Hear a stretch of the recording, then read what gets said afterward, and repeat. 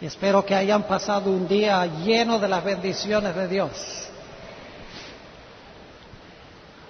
Esta noche vamos a hablar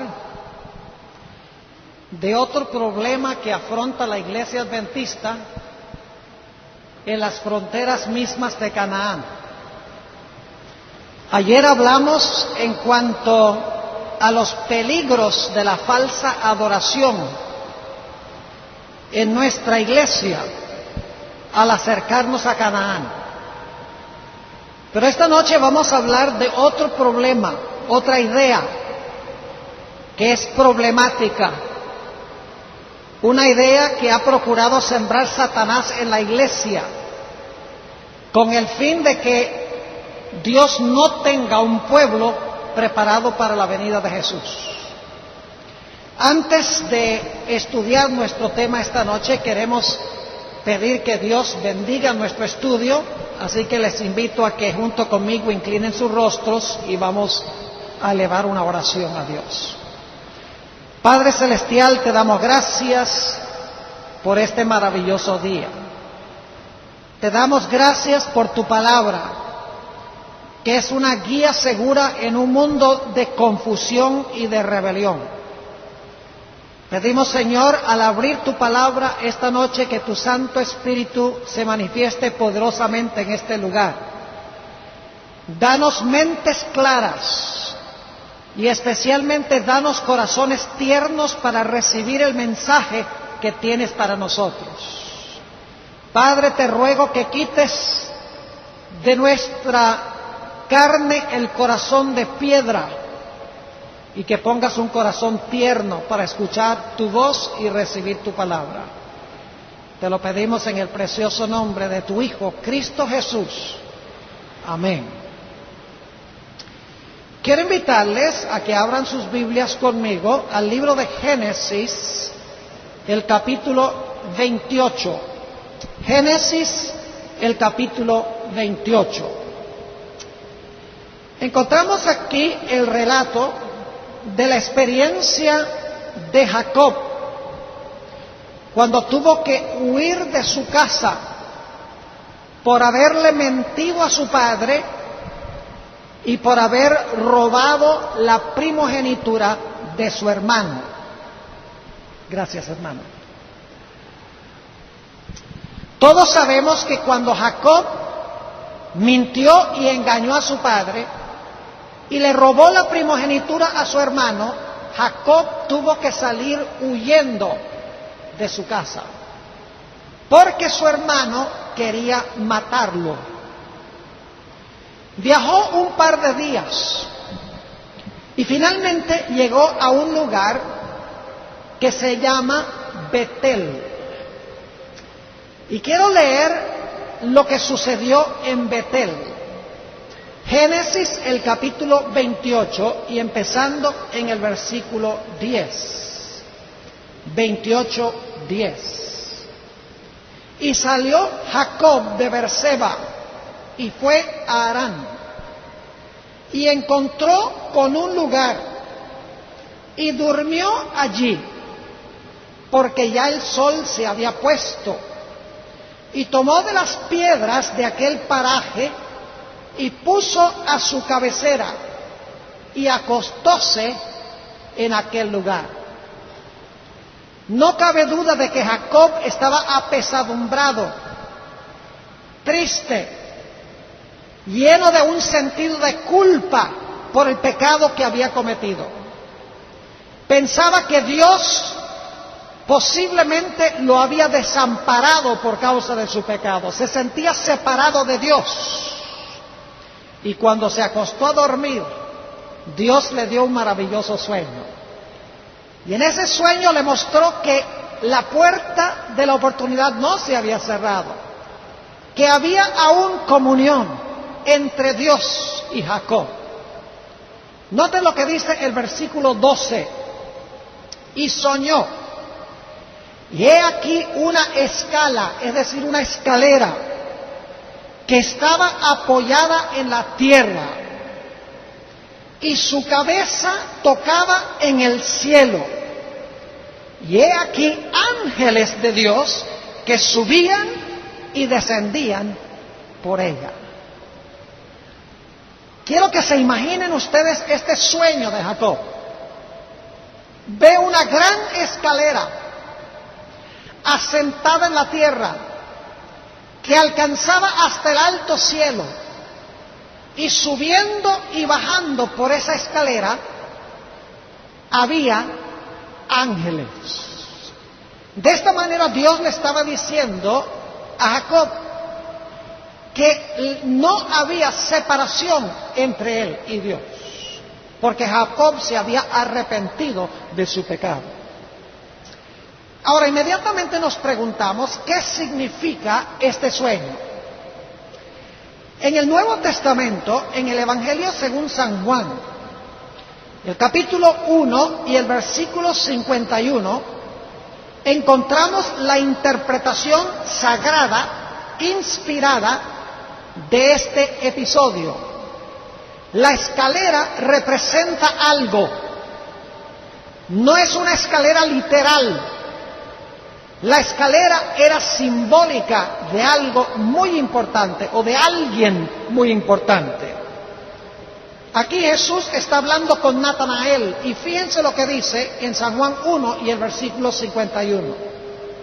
Y dícele: de cierto os digo, de aquí en adelante veréis el cielo abierto y los ángeles de Dios que suben y descienden sobre el Hijo del Hombre. En otras palabras, esa escalera representaba a Jesús, porque dice que los ángeles subían y descendían por el Hijo del Hombre. Ahora, si yo les preguntara en esta noche cuántas partes claves tiene una escalera, ¿cómo responderían? Muchas personas responden 3. La parte de arriba, la de abajo y la del medio. Pero yo quiero decirles que solamente hay 2 partes claves, la de abajo y la de arriba, porque si tienen la de abajo y la de arriba, la del centro se arregla sola. Una escalera se planta abajo y se pone hacia el lugar a donde uno quiere subir. Esta escalera tenía una base asentada en la tierra y la cima alcanzaba hasta el alto cielo. Ahora, ¿qué representa el hecho de que la escalera estaba asentada en la tierra? Noten San Juan, el capítulo 1 y el versículo 14. San Juan 1 y el versículo 14. Dice allí: y aquel verbo fue hecho carne y habitó entre nosotros. La parte de abajo de la escalera representa el hecho de que Jesús se hizo ¿qué? Hombre, carne. Noten también lo que declara Mateo el capítulo 1 y el versículo 1. San Mateo el capítulo 1 y el versículo 1. Dice el libro de la generación de Jesucristo: hijo de David, hijo de Abraham. David y Abraham eran seres humanos reales y Jesús descendió de ellos. Es decir, Jesús es hombre, está plantado aquí en la tierra con nosotros. Esa es la parte de abajo de la escalera. Pero la escalera tenía también la parte que alcanzaba hasta el alto cielo. ¿Qué representaba la parte de arriba de la escalera? San Juan, el capítulo 1 y los versículos 1 al 3 tiene la respuesta. San Juan 1 y el versículo 1 al 3. Dice: en el principio era el Verbo, y el Verbo era con Dios, y el Verbo era Dios.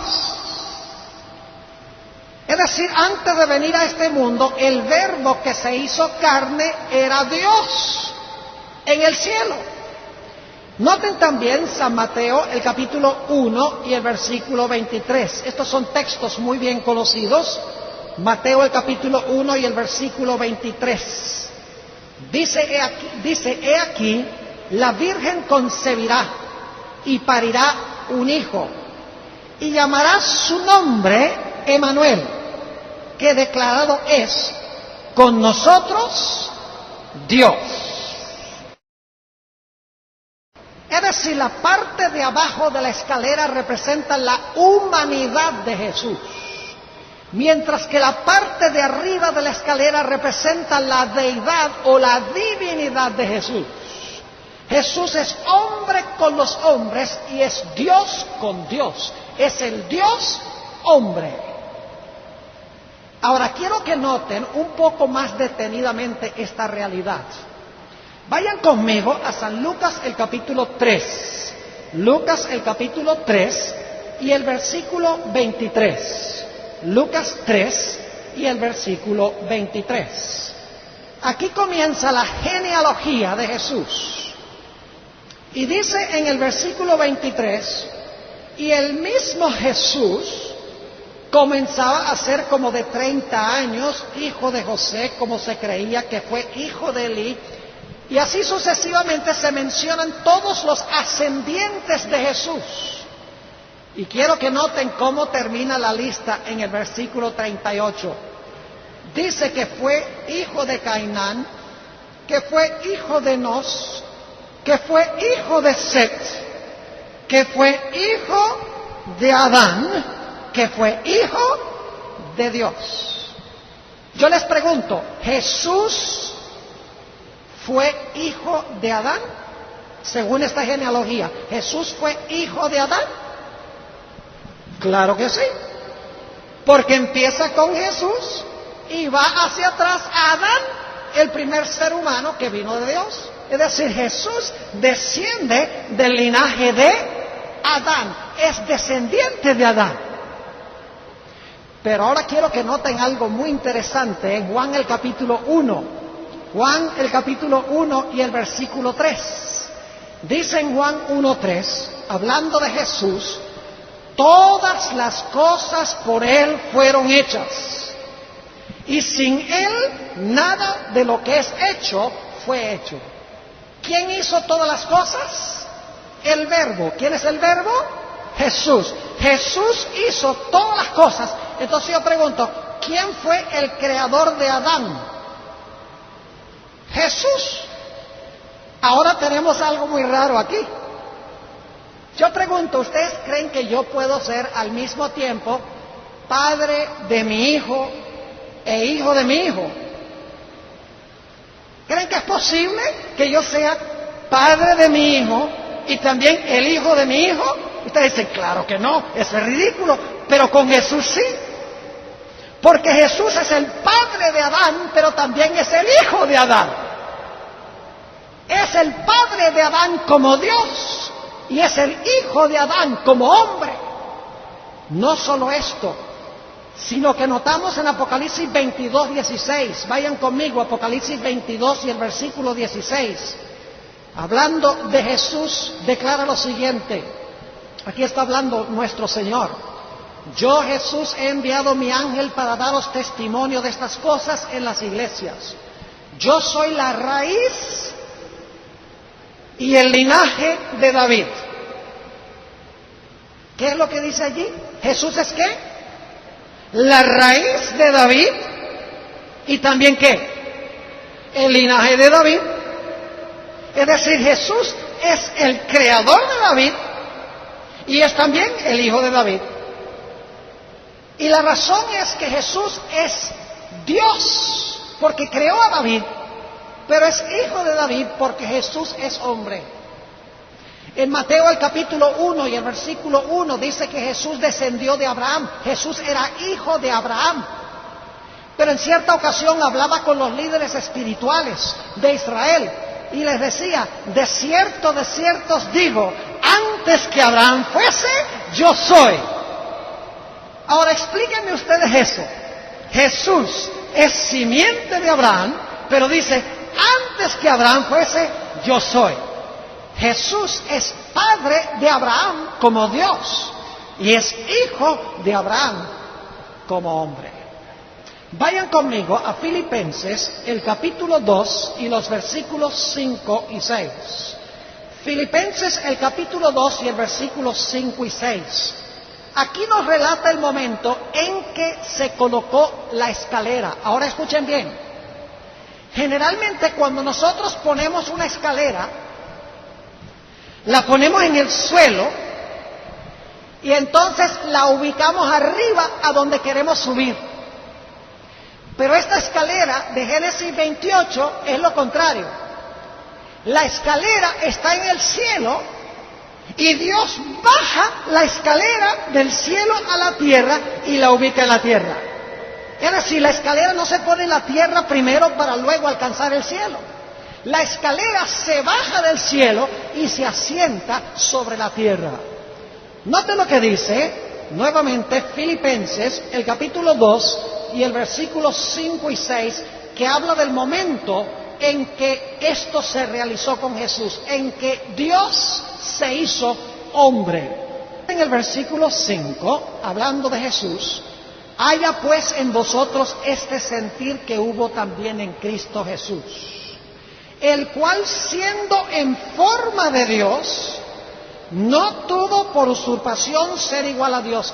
Una mejor traducción sería, no consideró la igualdad a Dios como algo de que aferrarse, es decir, no quiso retener su posición como Dios.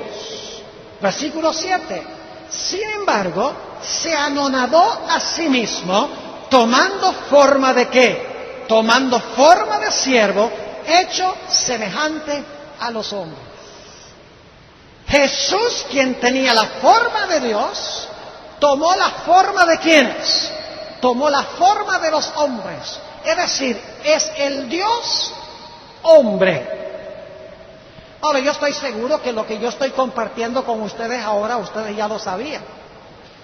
Yo creo que no hay nadie aquí que crea que Jesús no es Dios y hombre al mismo tiempo, porque el Nuevo Testamento deja muy en claro que Jesús es Dios y hombre. En esa escalera, la parte de abajo de la escalera representa su humanidad y la parte de arriba de la escalera representa su deidad o su divinidad. Es decir, la única forma como puede haber comunicación entre el cielo y la tierra es porque Jesús es hombre con los hombres y es Dios con Dios. Pero ahora necesitamos hacer una pregunta crucial. ¿Cuán profundo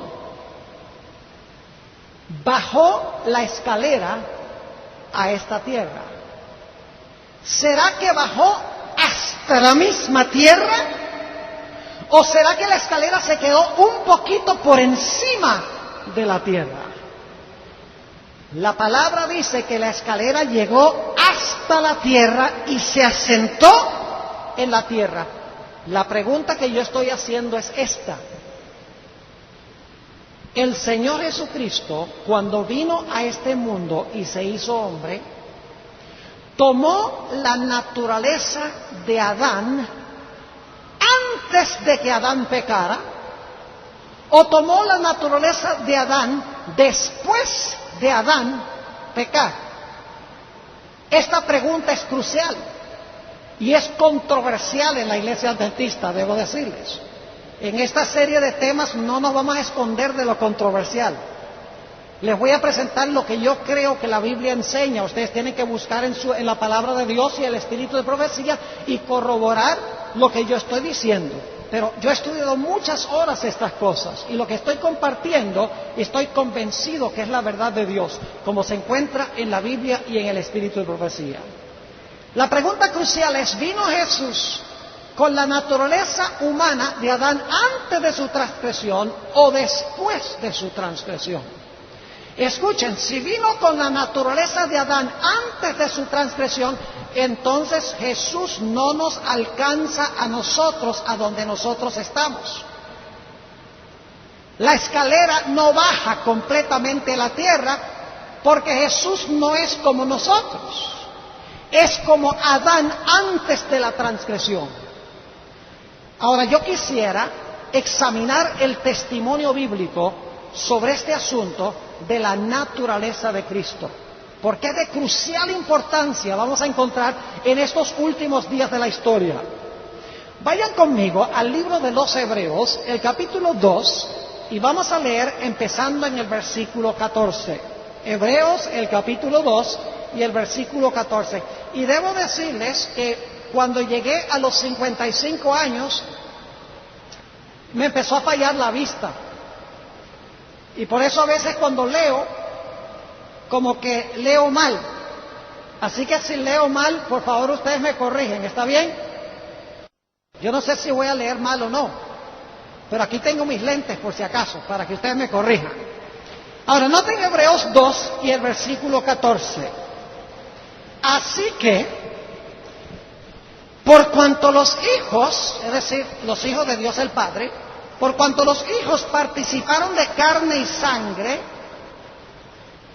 Él también participó ¿de qué? De lo mismo.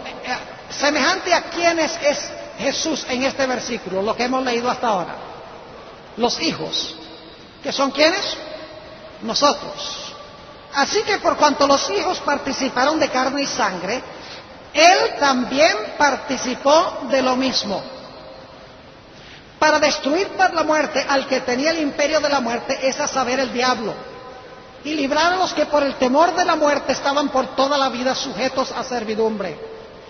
Porque ciertamente no tomó a los ángeles, es decir, no tomó la naturaleza de los ángeles, sino a la simiente de Abraham tomó. ¿Cuál simiente tenía Jesús? La simiente de Abraham. ¿Abraham era pecador? ¿Tenía la naturaleza pecaminosa? Sí. Noten el versículo 18, crucial. Versículo 17, perdón, dice: por lo cual debía ser en casi todo. Ahí me fallaron los ojos. Por lo cual debía ser en todo semejante a Adán. ¿Qué dice el texto? Por lo cual debía ser en todo semejante a los hermanos. ¿Quiénes son sus hermanos? ¿Quiénes? ¿Usted cree que ese borracho que está allá en la calle, que nunca ha recibido a Cristo, es hermano de Jesús? No, señor. No según la definición bíblica. Jesús dijo: ¿quién es mi hermano y mi hermana y mi padre y mi madre? El que ¿qué? El que hace la voluntad de mi Padre. Es decir, siempre que Jesús usa la expresión mis hermanos, se está refiriendo a sus hermanos convertidos. No se refiere a gente no regenerada. No se refiere a gente que nunca ha nacido de nuevo. Cuando se usa la palabra hermanos, está hablando de aquellos que han llegado a ser hijos de Dios por la conversión y por lo tanto son hermanos o hermanas de Jesús. Ahora, ¿por qué estoy enfatizando esto? Escuchen bien. El Señor Jesucristo no vino con la naturaleza de Adán antes de su transgresión, ni tampoco vino con la naturaleza de Adán inmediatamente después de su transgresión. ¿Me entendieron lo que dije? Jesús no vino con la naturaleza de Adán antes que Adán pecara, ni vino con la naturaleza de Adán inmediatamente después de pecar Adán.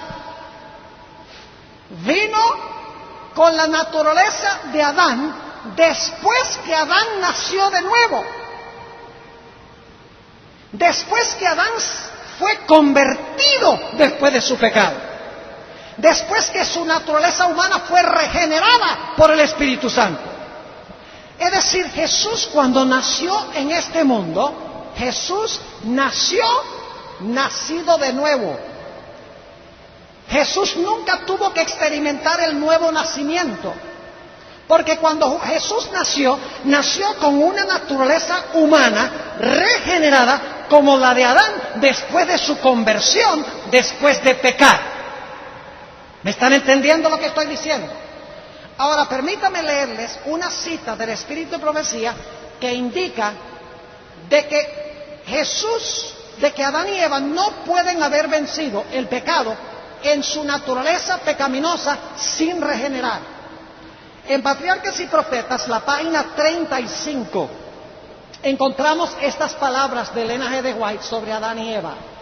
Dice: pero si cedían a la tentación, si Adán y Eva cedían a la tentación, su naturaleza se depravaría. ¿Qué iba a pasar si cedían a la tentación? Su naturaleza humana se iba ¿a qué? A depravar. Y ahora escuchen. Y no tendrían en sí mismos poder ni disposición para resistir a Satanás. ¿Cedieron Adán y Eva a la tentación, sí o no? Claro que cedieron. Cuando cedieron a la tentación, ¿tenían ellos poder y disposición para resistir a Satanás? Según esta cita, no podían. Porque la carne no se sujeta a la ley de Dios, no ama la ley de Dios, ni tampoco puede. ¿Qué tuvo que pasar con Adán y Eva para que pudieran tener el poder y la disposición para vencer? Tenían que ¿qué? Tenían que nacer de nuevo por el Espíritu Santo. El Espíritu Santo tenía que entrar y santificar su naturaleza humana caída, para que esa naturaleza humana caída con el poder de Dios pudiese vencer el pecado. ¿Me están entendiendo lo que estoy diciendo? Hebreos 2, cuando dice que se hizo semejante a los hermanos, no significa que Jesús se convirtió como un borracho o una persona que es pecaminosa, que nunca recibió a Jesús, que nunca se convirtió, que nunca se bautizó. No. Cuando Jesús vino a este mundo, vino con la naturaleza regenerada de Adán. Vino, dice la Biblia, nacido por el poder del Espíritu Santo. Ahora quisiera leerles otra cita del libro de Hebreos. Vayan conmigo a Hebreos el capítulo 4 y los versículos 15 y 16. Hebreos el capítulo 4 y los versículos 15 y 16. Recuerden que a veces me fallan los ojos. Dice aquí: porque no tenemos un pontífice que no se pueda compadecer de las flaquezas de Adán. Hello. Ustedes dicen, este hombre sí necesita lentes de verdad, ¿verdad? Porque esa palabra yo no la veo ahí. Porque no tenemos un pontífice que no se pueda compadecer de nuestras flaquezas. Nuestras flaquezas. Mas tentado en todo según la semejanza de Adán. Hello. ¿Tentado en todo como quién? Dice, mas tentado en todo según nuestra semejanza. ¿Pero qué? Según nuestra semejanza, pero sin pecado. ¿Cómo fue tentado Jesús? ¿Como Adán antes de su transgresión o como nosotros? Como nosotros. ¿Fue tentado en cuántas cosas como nosotros? En todo como nosotros. ¿Y sabe lo que dicen algunas personas? Dicen, Pastor Bor, si Jesús fue tentado en todo pero nunca pecó, entonces no nos puede entender, porque solo alguien que pecó con nosotros nos puede entender. Déjenme darles una ilustración para que vean cuán absurda es esta idea. ¿Ustedes saben lo que es arena movediza? Aquí en Puerto Rico tienen arena movediza en alguna parte, no la tienen, gracias a Dios. Aquí todo es tierra firme, ¿verdad que sí? Pero hay lugares donde hay tierra movediza. Supongamos que ustedes están caminando y de repente pisan en arena movediza y se empiezan a hundir. Y se hunden hasta las rodillas, luego hasta la cintura, luego hasta el pecho, luego hasta el cuello y está llegando hasta la quijada. Yo pregunto, ¿qué preferirían ustedes? ¿Preferirían tener a alguien en tierra firme que les pueda extender la mano para sacarlos? ¿O preferirían ustedes tener a alguien en la arena movediza simpatizando con ustedes? casi, imagínese a alguien ahí, ay, qué terrible es esto, ¿verdad? Hundirse en la arena, wow, y tengo a alguien ahí simpatizando conmigo. De nada va a ayudar. Si Jesús se hubiera hundido en el pecado, Él hubiera necesitado a un redentor. Pero Jesús afrontó todas las acechanzas que Satanás nos lanza a nosotros, dice aquí. La única diferencia es que aunque lo afrontó todo en carne humana, en nuestra naturaleza convertida, dice que cuando se enfrentó a Satanás no pecó ni una sola vez. Ahora escuchen, ¿han leído ustedes alguna vez la lista de los antecesores de Jesús? Permítame mencionarles algunos, porque la genealogía de Jesús se da en Mateo 1. En esa genealogía estaba Abraham, el mentiroso, el falto de fe. En esa genealogía estaba Jacob, el engañador, polígamo. En esa genealogía estaba Rahab, la ramera. En esa genealogía estaba Betsabé, la adúltera. En esa genealogía estaba David, el asesino y el adúltero. En esa genealogía estaba Ruth, que ni siquiera era israelita, era de Moab.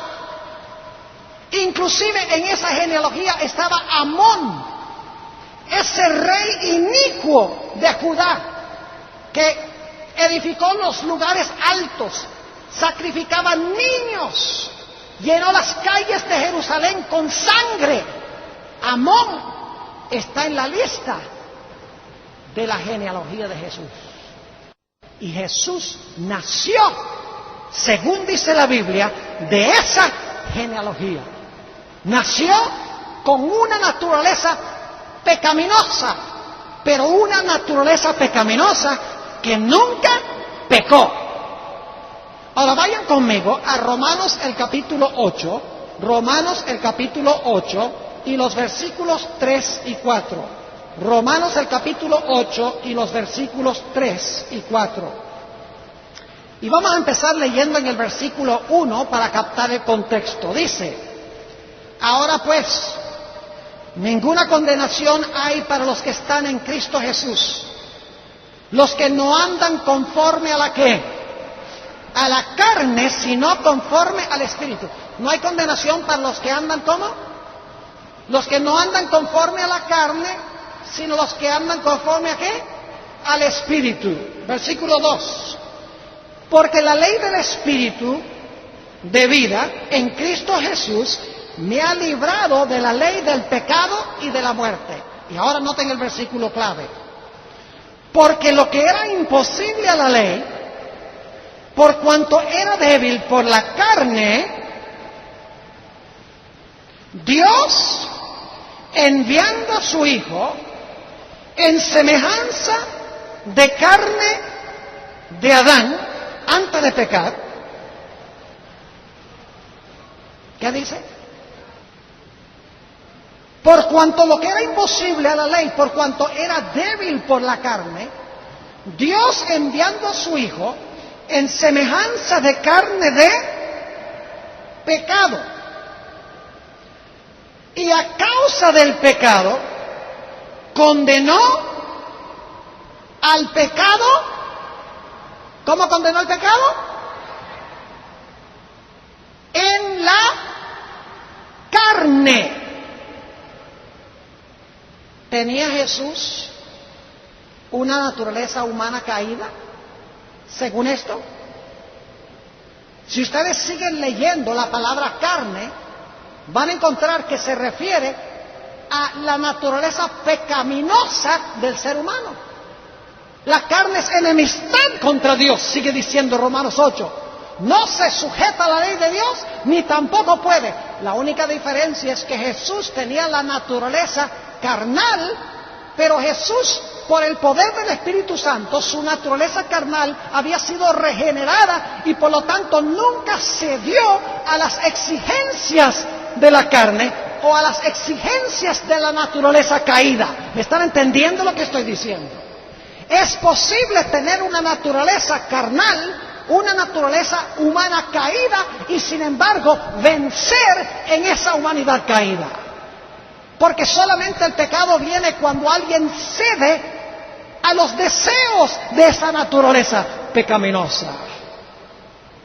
Jesús poseía, escuchen bien, un carácter santo en carne pecaminosa.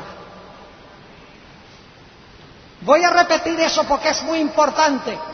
Jesús poseía un carácter santo y perfecto en carne pecaminosa. Y algunos dicen, sí, pero la hermana White dice que Jesús no tenía tendencias al pecado. Nosotros sí tenemos tendencias al pecado. ¿Sabe que se ha entendido mal lo que la hermana White quiere decir por tendencias al pecado? Les explico. Por ejemplo, a mí me llega cierta tentación. Y a veces cuando llega la tentación, por unos instantes, ¿qué hago? Estoy un poquito como medio inclinado. O tengo como medio una tendencia de querer hacerlo. Claro, eso no les ha pasado a ustedes nunca, solamente a mí. Y entonces lo que sucede es, esa tentación como que me da una tendencia o una inclinación a querer hacerlo, pero entonces yo digo, no lo voy a hacer. Jesús nunca tuvo esa experiencia, porque el instante en que le llegaba la tentación a Jesús, Jesús decía, escrito está. Nunca sintió una inclinación, la menor tendencia de ceder a la tentación. Porque el instante que llegaba la tentación, Jesús la rechazaba con la palabra de Dios. Jesús podría haberse inclinado hacia el pecado cuando la tentación venía, pero Jesús nunca tuvo esa propensión o esa tendencia o esa inclinación, porque estaba sometido completa y totalmente a su Padre. Su naturaleza humana pecaminosa estaba sometida a Dios y al Espíritu Santo. La naturaleza pecaminosa que nosotros tenemos, según hemos leído, en la cual podemos vencer con el mismo poder que Él venció. Algunos dicen, pastor, ¿por qué importa este asunto de la naturaleza de Cristo? Lo importante es que amemos a Jesús y ya. ¿Para qué tanta discusión? Quiero decirle, mis hermanos y hermanas, que lo que estamos hablando esta noche no es un asunto teológico, meramente. Es un asunto de crucial importancia para el pueblo de Dios en los últimos días. Si usted cree que Jesús tenía la naturaleza de Adán antes de la transgresión, ¿cómo puede Dios que yo venza como venció Jesús si Él tenía una naturaleza humana superior a la mía? ¿Me están entendiendo mi pregunta o no? Si Jesús tenía la naturaleza de Adán antes de la transgresión, pero yo la tengo después de la transgresión, ¿cómo puede decir Jesús? Sigue mi ejemplo. Gana la victoria sobre el pecado, si Él la ganó con una naturaleza santa y superior a la mía. Permítanme darles una ilustración para que puedan entender. Supongamos que Superman existiera. Ahora, claro, yo sé que Superman no existe, pero supongamos que Superman existiera. Esta noche se aparece aquí en el Coliseo, allá entra por el Coliseo y nos mira y nos dice a todos, buenas noches, queridos hermanos y amigos de San Sebastián. Dice, por favor, yo quiero que ustedes hagan algo muy especial, vengan afuera. Entonces nos vamos todos afuera y Superman sale volando y dice, seguid en pos de mí. ¿Sería justo eso? ¿Sería justo que dijera, sale volando y dice, seguid en pos de mí? Claro que no. ¿Por qué no es justo? Porque Superman tiene una naturaleza superior a la mía. ¿Cómo puedo yo seguir el ejemplo de Él si yo tengo una naturaleza diferente que la de Él? La Biblia y el Espíritu de Profecía dice que Dios tendrá en este mundo, al final de la historia, un pueblo que ganará la victoria completa y total sobre el pecado en una naturaleza pecaminosa. Vencerán el pecado. Tendrán la misma naturaleza que tuvo Jesús. El mismo poder del Espíritu Santo que tuvo Jesús. El pastor A.T. Jones, ese famoso predicador del concilio de Minneapolis, tuve el privilegio hace algunos años de estar en Minneapolis predicando en una iglesia y prediqué desde el mismo púlpito de donde predicó Jones y Waggoner y donde predicó Elena G. White en el Congreso de 1888. Fue una experiencia interesante. Pero el pastor Jones escribió un libro que se llama El Camino Consagrado a la Perfección Cristiana. Y básicamente él arguyó que si Jesús tenía una naturaleza humana, santa y perfecta como Adán antes de la transgresión, entonces nosotros tenemos que creer en la Inmaculada Concepción de María. Y usted dice, pastor, ¿cómo dice usted eso? Que si creemos que Jesús tenía la naturaleza de Adán antes de la transgresión de Adán, que tenemos que creer en la Inmaculada Concepción de María. Escuchen bien, la razón es muy sencilla. Si Jesús tenía la naturaleza de Adán antes de su transgresión, entonces no recibió su herencia humana de todos los antecesores que se mencionan en Mateo el capítulo 1. Dios tiene que haber hecho un milagro con María para que Jesús, y hacerla a ella inmaculada, para que Jesús pudiera también nacer como inmaculado, sin recibir los resultados de la herencia de sus antecesores. Ahora, hay un pasaje en Primera de Juan que hemos leído muchas veces, pero posiblemente no hemos visto su dimensión más profunda. Primera de Juan, el capítulo 4 y el versículo 1 al 3. Nosotros creemos que el anticristo de la Biblia es ¿qué poder? ¿Quién es el anticristo? Ustedes deben saber esto. ¿Roma qué? Roma papal. Muy bien. Ahora noten primero de Juan 4, 1 al 3. Amados, no creáis a todo espíritu, sino probad los espíritus si son de Dios. Porque muchos falsos profetas son salidos en el mundo. En esto conoced el Espíritu de Dios. Todo espíritu que confiesa que Jesucristo es venido en carne es de Dios. ¿Quiénes son de Dios? Los que confiesan que Jesucristo ha venido ¿cómo? En carne. Versículo 3. Y todo espíritu que no confiesa que Jesucristo es venido en carne no es de Dios, y este es el espíritu del ¿qué? Del anticristo, del cual vosotros habéis oído que ha de venir y que ahora ya está en el mundo. ¿Quién es este anticristo que se menciona aquí? Roma papal. Yo pregunto, ¿Roma papal niega que Jesús haya venido en la carne? Sí. Ellos dicen que Jesús nació con la naturaleza de Adán antes de la transgresión de Adán. Pero entonces tienen un problema. ¿Cómo pueden decir que Jesús nació con la naturaleza de Adán antes de la transgresión de Adán?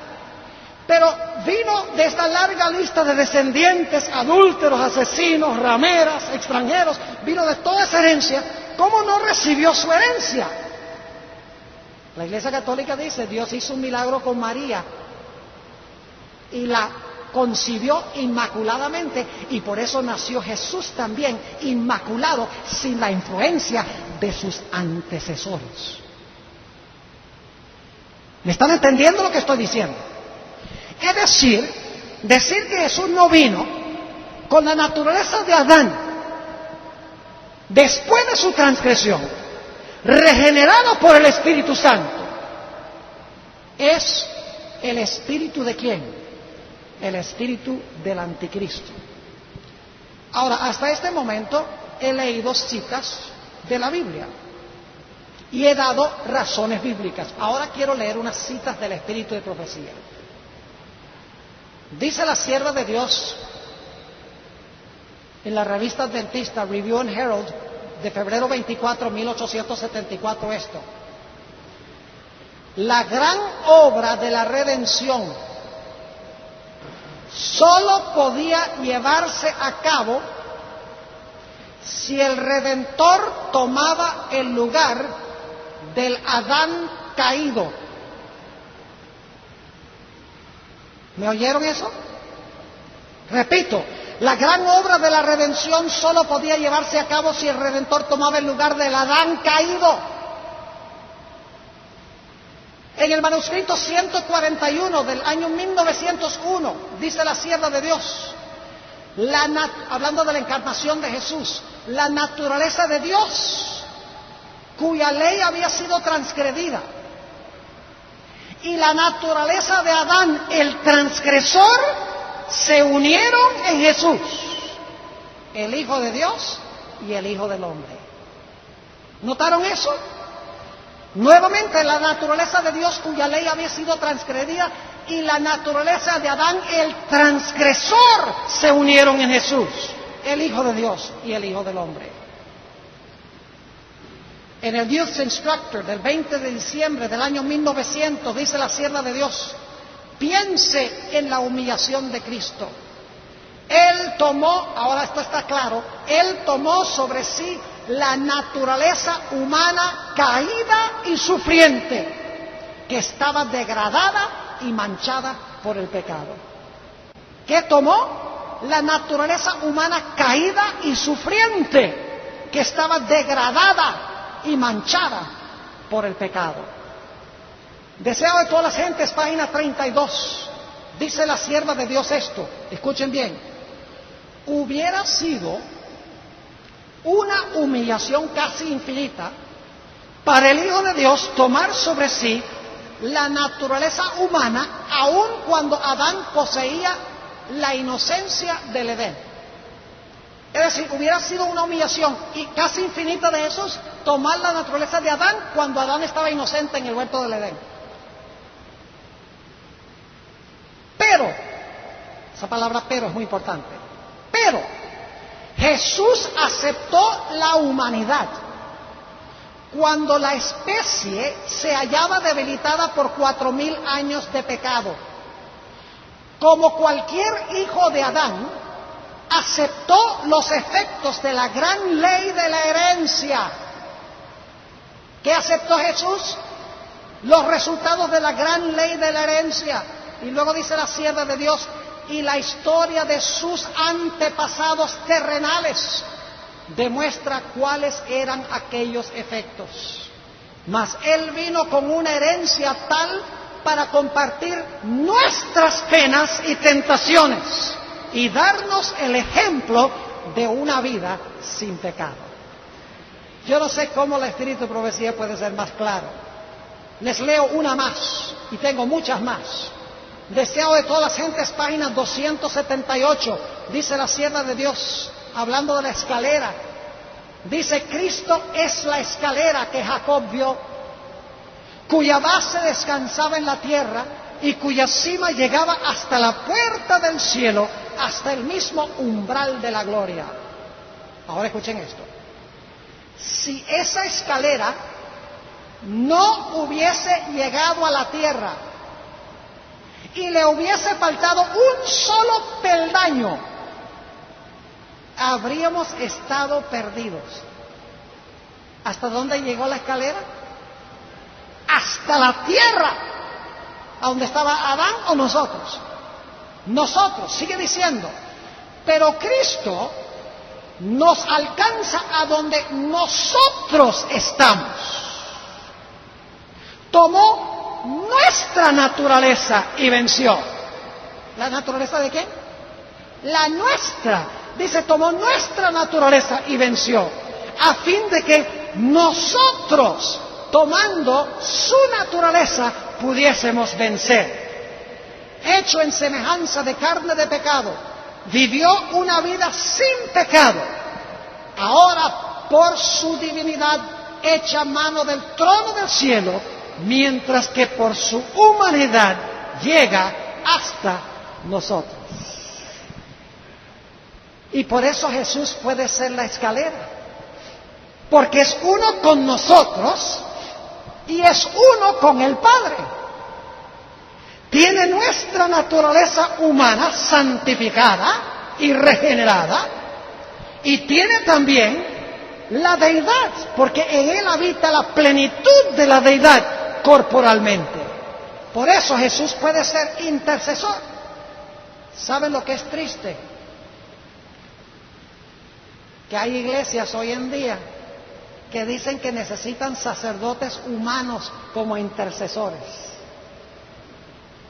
Es imposible, porque los sacerdotes son solamente humanos, tienen la parte de abajo de la escalera, pero la de arriba no.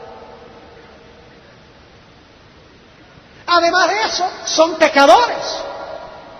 Pero para representarnos ante Dios, Jesús tiene que haber venido a este mundo en la naturaleza humana caída y haber vencido perfectamente a Satanás para representarnos ante Dios. Note lo que dice Hebreos, el capítulo 7 y el versículo 25 y 26. Hebreos, el capítulo 7 y el versículo 25 y 26. Por lo cual puede también salvar eternamente a los que por Él se allegan a Dios. ¿Cómo nos allegamos a Dios? Por Jesús, viviendo siempre ¿para qué? Para interceder por ellos, porque tal pontífice nos convenía santo, inocente, limpio, apartado de los pecadores y hecho más sublime que los cielos. Ahora, ¿qué había subiendo y bajando por la escalera? ¿Qué había? Ángeles. ¿Qué representa ese hecho de que los ángeles estaban subiendo y bajando sobre Cristo? Aquí vamos a llegar a un punto que raras veces pensamos. ¿Sabe lo que sucede cuando nosotros somos tentados en nuestra naturaleza pecaminosa? ¿Qué debemos hacer cuando somos tentados? ¿Qué hacemos? ¿Qué debemos hacer en ese instante? ¿Debemos qué? Orar. ¿Quién lleva nuestra oración a Jesús y a través de Jesús a Dios? Los ángeles llevan nuestras oraciones a Dios. Y luego, para el alma que está luchando en la tierra, ¿qué le dice Jesús a los ángeles? Vayan, esta alma está implorando ayuda.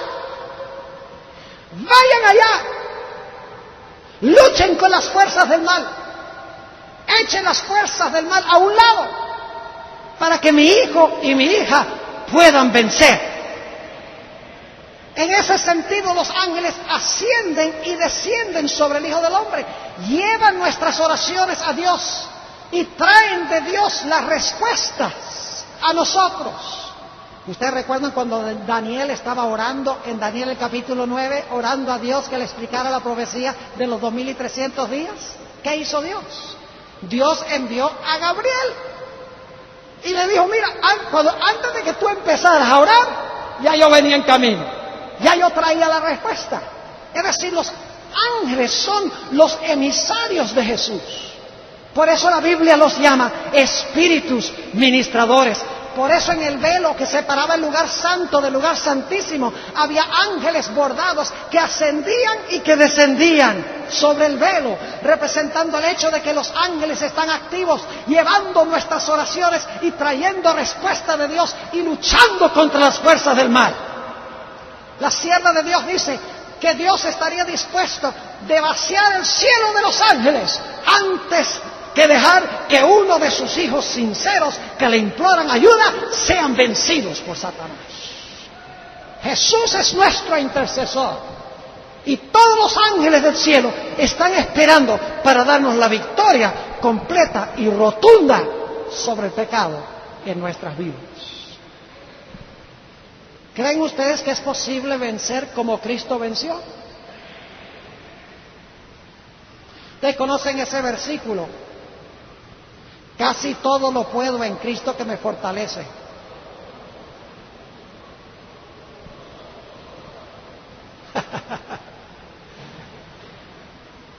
Eso ni siquiera lo leí, es un invento mío.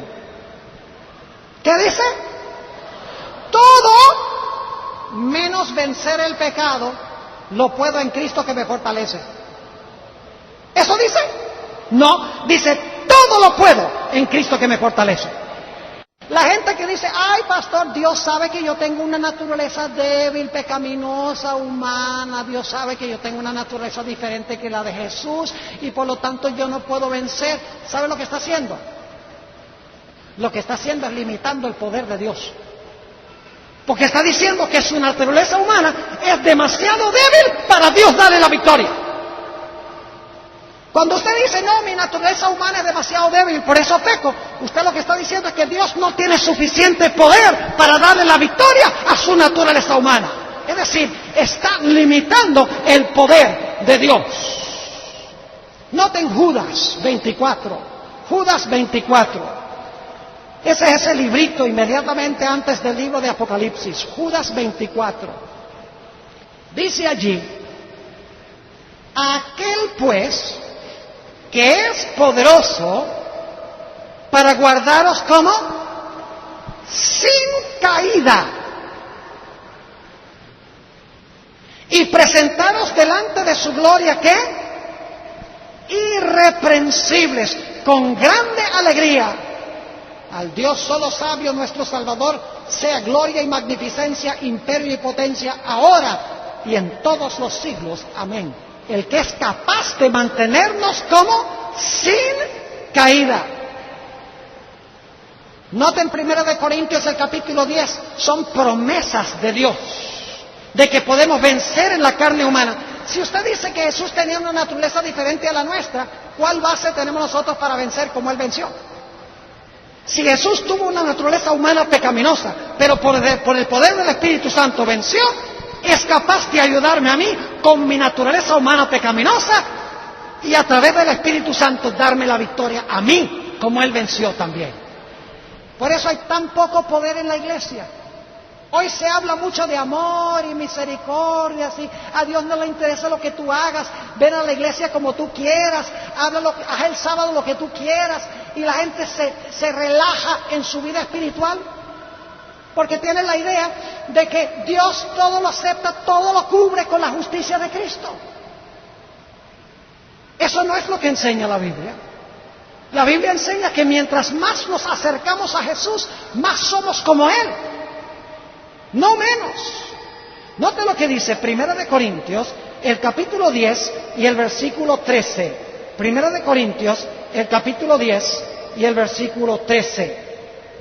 Dice, no os ha tomado tentación, sino,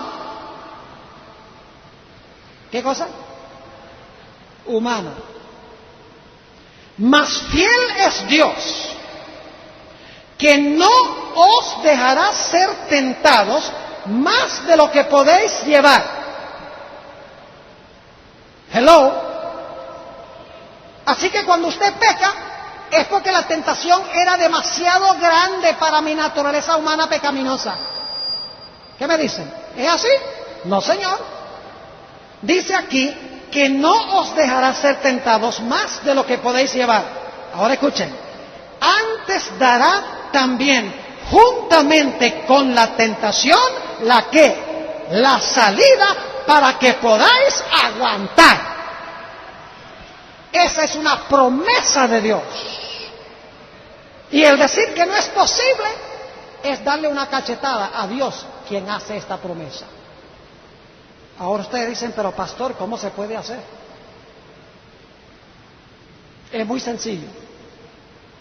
¿Saben por qué Jesús vivió una vida perfecta en una naturaleza pecaminosa? ¿Saben por qué desarrolló un carácter perfecto en una naturaleza humana pecaminosa? Porque Jesús pasaba tiempo con su Padre. ¿Cuánto tiempo pasas tú con Dios? cada mañana, durante el día? ¿Cuántas veces hoy pensaste en la segunda venida de Jesús? ¿Cuántas veces hoy, cuando te vino la tentación, cerraste los ojos, elevaste una plegaria a Jesús diciendo: Señor Jesús, yo no puedo resistir esta tentación, manda ayuda? Y Jesús mandó una banda de ángeles para echar a un lado a los poderes del maligno. Miren, si alimentamos la carne, seremos carnales. Si alimentamos nuestra naturaleza espiritual regenerada, seremos espirituales. Aquello a lo cual dedicamos nuestro tiempo determina si ganamos victoria sobre el pecado o no. Nota lo que dice Hebreos 12, 1 al 3. Hebreos el capítulo 12 y los versículos 1 al 3. Es un texto muy hermoso. Después de hablar de todos los héroes de la fe en el Antiguo Testamento, dice esto el apóstol San Pablo: por tanto nosotros también, teniendo en derredor nuestro tan grande nube de testigos, dejando todo el peso del pecado que nos rodea, corramos con paciencia la carrera que nos es propuesta. ¿Y cómo debemos correr la carrera? ¿Cómo debemos hacerlo? Puestos los ojos en el autor y el consumador de la fe, en Jesús. ¿Cómo es que logramos echar a un lado el pecado y avanzar en la vida cristiana?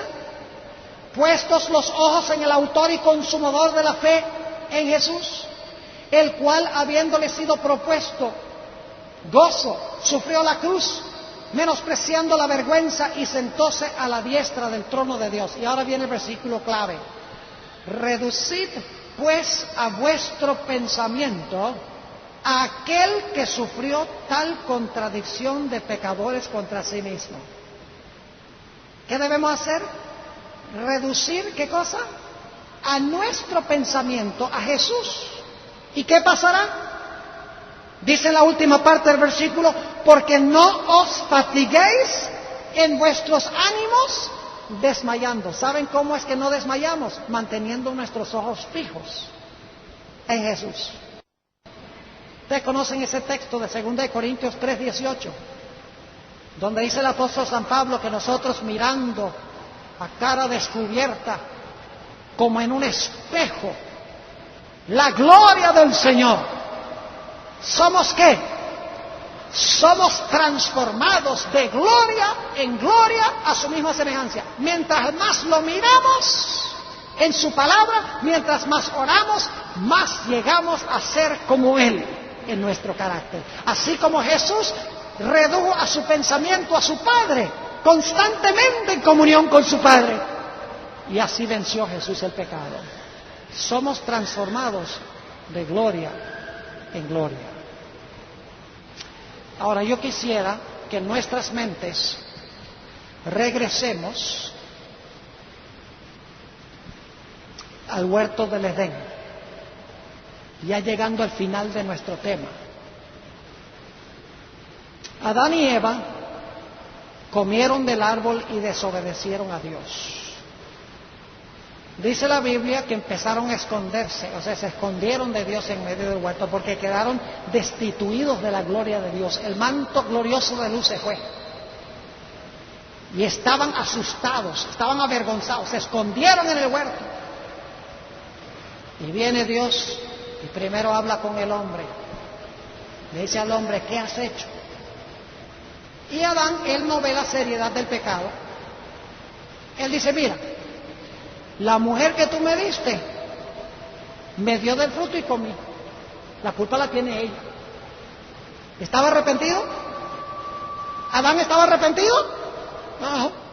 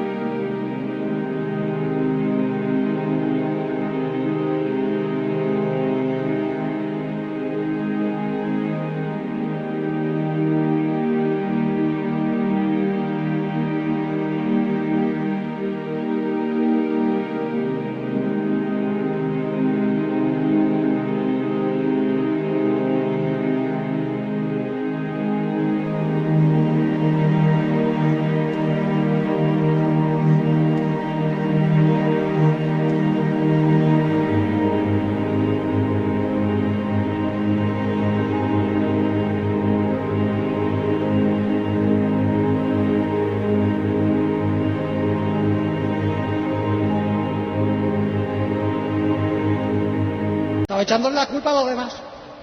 Y luego viene Dios a Eva y le dice, Eva, ¿qué has hecho? Y dice, la serpiente que tú hiciste. ¿Estaba arrepentida Eva? No. Allí se demuestra la naturaleza de Adán después de su transgresión y antes de la regeneración. La mayor señal, mis hermanos y hermanas, de que no estamos convertidos es que tratamos de justificar el pecado, diciendo, soy demasiado débil, tengo una naturaleza carnal, el diablo es demasiado fuerte, el mundo atrae demasiado la atención, la carne es débil. Eso es lo mismo que hicieron Adán y Eva, inventar excusas por el pecado. Pero ahora escuchen qué fue lo que cambió, lo que convirtió el corazón de Adán para que tuviera una naturaleza humana regenerada. ¿Saben cuándo pasó? Dios le dijo a Adán, Adán, quiero que vayas y busques 2 corderos y tráelos. Y Adán trae los 2 corderos y entonces Dios le dice a Adán, toma el cuchillo y córtale la garganta primero a uno de esos animales, porque eran 2, porque dice que eran túnicas de pieles, plural, y eran 2 pecadores. Así que Adán toma el cuchillo, le corta la garganta a ese cordero, chorrea la sangre del cordero, y de repente el cordero está inerte, muerto en sus brazos. Primera muerte de la historia. No estamos hablando ahora de las hojas que empezaron a caerse. La primera muerte de un ser viviente en la historia. ¿Pueden ustedes imaginarse el terror de Adán cuando vio ese animalito que ya no respiraba, ya no se movía? Y luego Dios le dice, toma el otro cordero. Corte también la garganta a ese cordero. Y le corta la garganta al cordero. Le chorrea la sangre. Y ese cordero también queda inerte en sus brazos. Y entonces Jesús le dice a Adán, Adán,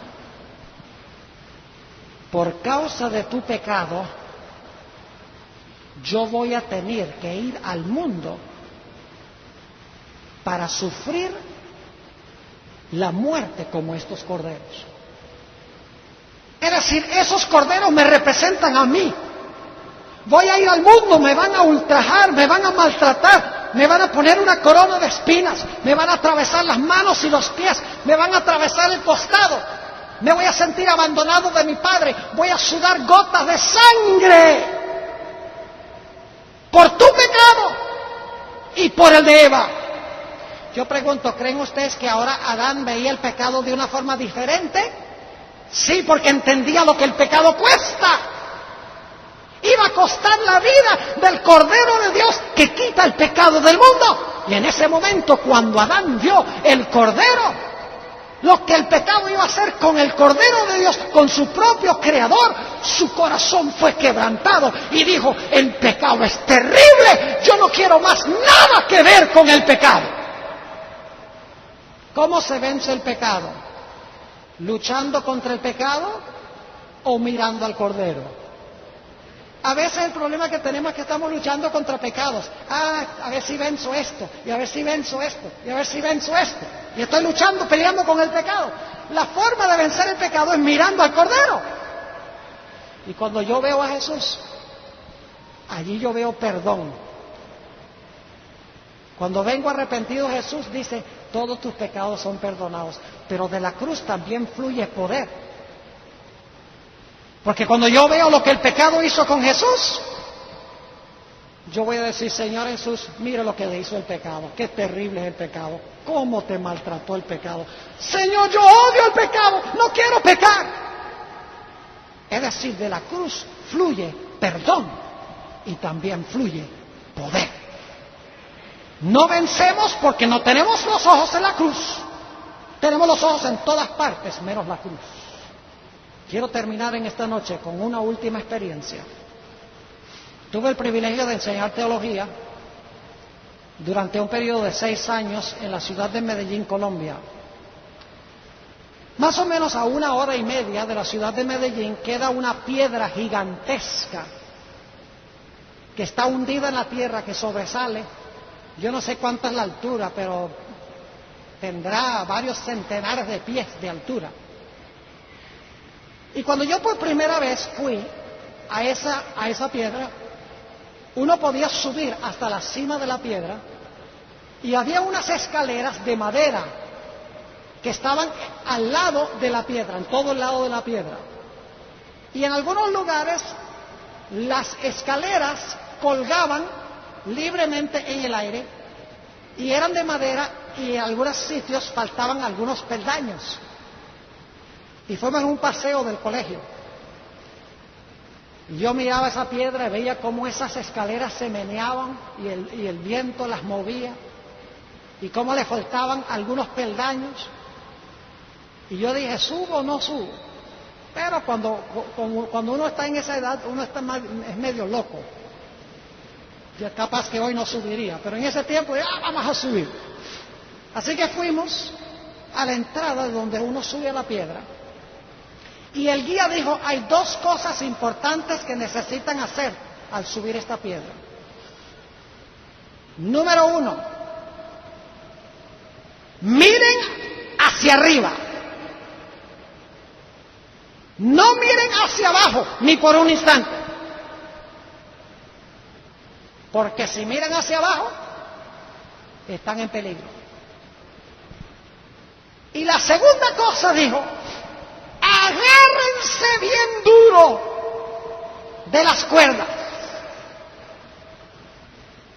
Y les digo que subiendo por ahí había unos lugares donde faltaban 2 o 3 peldaños y uno tenía que hacer así. Y claro, uno miraba hacia abajo y veía directo hacia abajo el suelo. Pero enseguida uno apenas ponía el pie, miraba uno para arriba. Y llegué hasta arriba. Eso me enseña a mí cómo podemos nosotros vencer el pecado, mis hermanos. Aferrándonos de Jesús y mirando siempre hacia arriba. Nunca hacia abajo, hacia el mundo, hacia las tentaciones, hacia los problemas, hacia la carne, sino que mirando.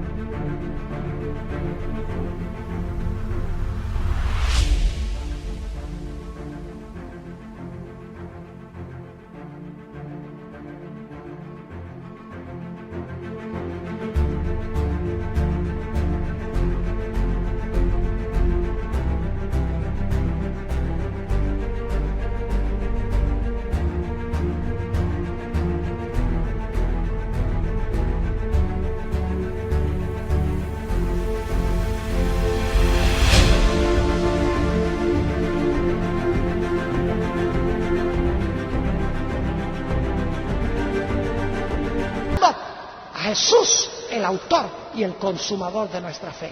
Termino leyéndoles una cita. A algunos adventistas no les gusta esta cita. Hay algunos adventistas que no les gustan las citas de la hermana White.